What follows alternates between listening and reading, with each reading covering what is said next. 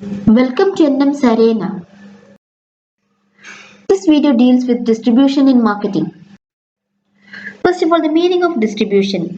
It involves all the activities necessary in getting a product to a customer. So all the intermediaries in between a producer and a consumer is included in this term distribution. The elements of distribution or the distribution includes channels of distribution, warehousing, transportation as well as inventory. Now each of these elements can be discussed in detail. The first channel of distribution is agent, then middlemen, wholesalers and retailers. They form the channel of distribution because they gather information, they develop communication, they place order, they even help in providing storage. And also sometimes they also assume risk. Another element of distribution is warehousing. The products have to be stored from the time of production to the time of consumption. So these warehouses, storage houses or even the godowns, they all facilitate the distribution by providing this storage function. Next element of distribution is transportation. Transportation helps in the physical movement of products from the place of production to the place of consumption. The products may be transported through road, rail, sea or even air. Inventory decision making is yet another element of distribution as it is very important to decide when to order, how much to order. On the basis of this decision making, the distribution functions and hence inventory decision making is also an element of distribution. Next we have to discuss regarding the levels of channels of distribution. 4 levels are there: 0 level channel, 1 level channel, 2 level channel and 3 level channel. Now we can discuss each of these channels in detail. First of all, the 0 level channel. Here you can see there is no intermediary between the manufacturer and the consumer. The manufacturer directly sells to the consumer. So 0 intermediaries are there. That is why we call this channel a 0 level channel. In the case of a 1 level channel, there is one intermediary between manufacturer and the consumer. That may be the retailers. In the case of 2 level channel, there will be 2 intermediaries between the manufacturers and the consumers. Most probably that will be wholesalers and retailers. It may also be agents and retailers. Now in the case of 3 level channels, as you know, there will be 3 intermediaries between the manufacturer and the consumer. That may be agents, wholesalers, retailers and consumers. And this may also go up like a 4 level channel, like there will be one agent again giving this agent to another agent and that agent giving to another wholesaler and that wholesaler giving to a retailer. Like that 4 level channels or 5 level channels may also occur. Next we'll discuss the factors influencing selection of channels. The first factor is nature of product. What is the nature of our product? If a product is a perishable one, then the shortest channel will be the most suitable one. Because by the time the product passes through all these channels, from the agent to the next wholesaler to the retailer, the product will be get perished. So in the case of a perishable product, shortest channel is the best one. And for a durable product, we can go for long distribution channels. Next factor is nature of market.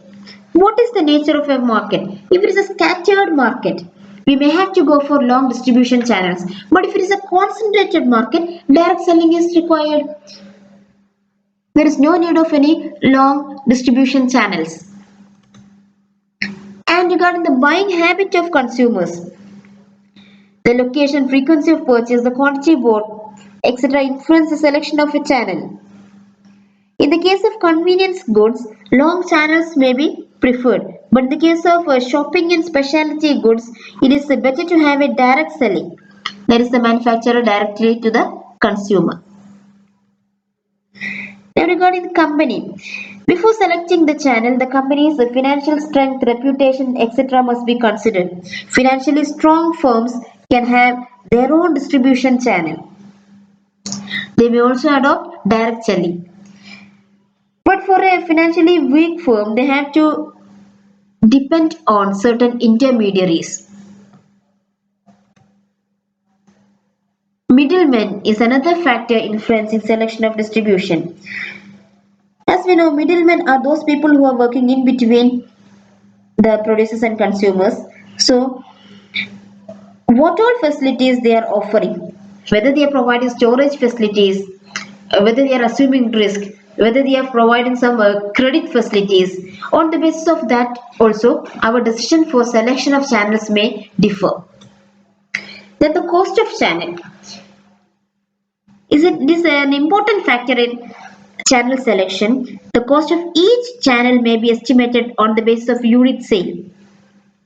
Sometimes the direct marketing may be much costlier and distribution arranged through middlemen is more economical. So based on our financial strength or the company's financial strength, we have to choose the best distribution channel. Next is competition. The marketers always have an eye on the channels used by the competitors.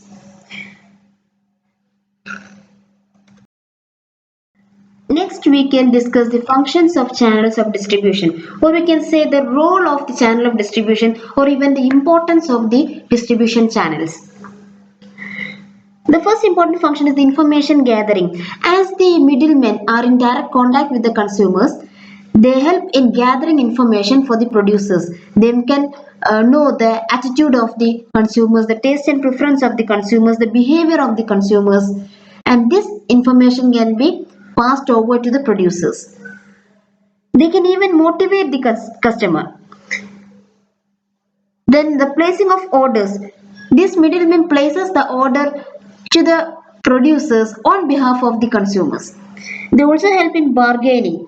The middlemen reach agreement on price and other terms with the consumer on behalf of the producer. So the producer, in the case of direct selling, the producer can directly bargain with the consumer. But in the case of this, if they are using a channel of distribution, they cannot directly bargain with the consumer. So this middleman bargain with the consumer on behalf of the producer. And then the financing function, the distribution channels, or we can say the middlemen, they finances the inventories at different levels of marketing. Even the financing facilities are also being done by them. And then the risk bearing, the channel also share risk connected with the carrying out channel work. So this reduces the burden on the producer.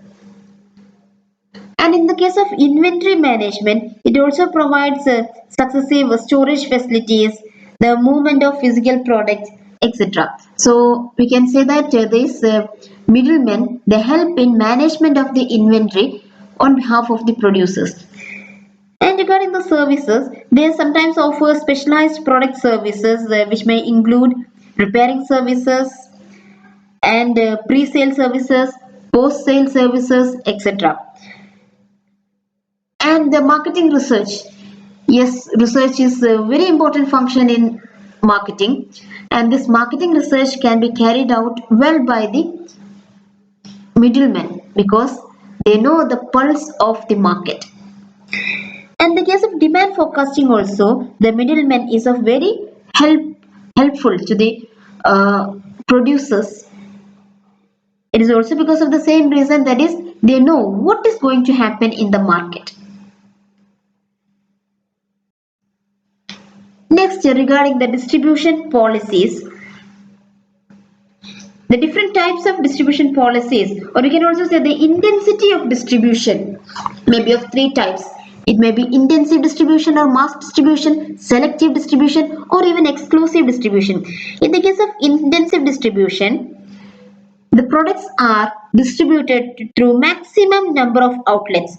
All available outlets are used for distributing a particular product. Generally, it is used for convenience goods such as sweets, soap, chocolates, etc. In the case of selective distribution, a marketer can select a limited number of wholesalers or retail distributors. Normally, the manufacturers will select only the best distributors and concentrate efforts on them. It is found suitable for shopping goods. Now, in the case of exclusive distribution, there will be one dealer in one area. A particular, we can say the exclusive showrooms we say. A particular product will be available in only that exclusive showroom. So one showroom for a particular one, that is a single product. So these are the different distribution policies that may be observed in the case of marketing.